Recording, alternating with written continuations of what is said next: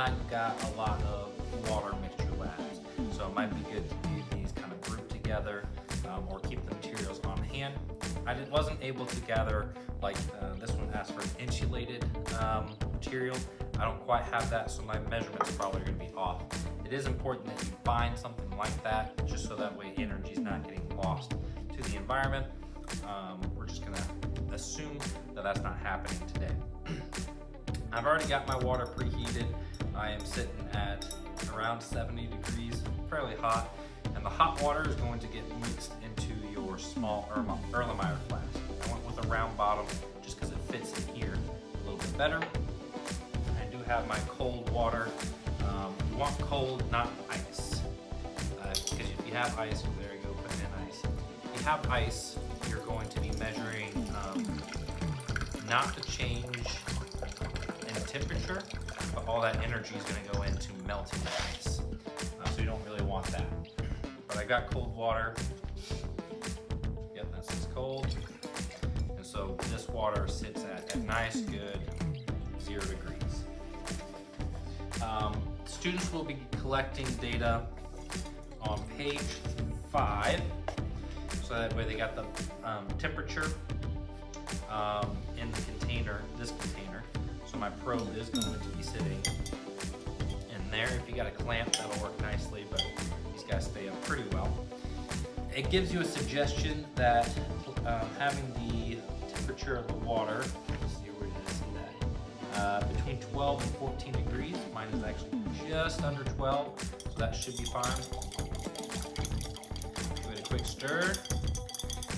But if you wanted to, so like in order to get it up to 12, I'll just add a bit of this hot water in. I don't need all of it.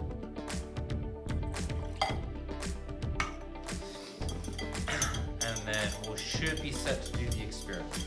So we'll be adding the hot water in here. I already put in some drops of food coloring. Beautiful, I'm at 12 now. Just so that way you can visualize it. You'll want a stopper for this because this is going to be submerged underwater. And then have the 2 holes. This is going to allow an interchange between the hot and the cold water. It also gets into convection.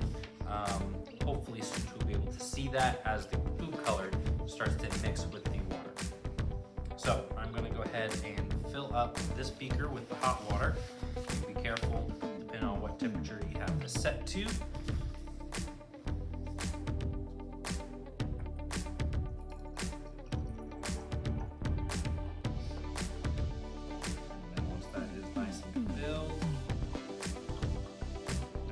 All the way. It'll get filled up with that. Go ahead and put the stopper in. I'm currently measuring at 12, so at 0, you should have your students record their data on table 1. And then we're going to go ahead and add this guy in.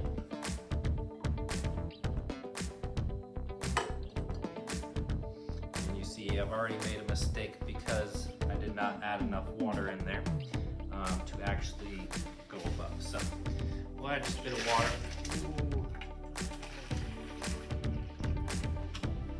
to the sides until we're over.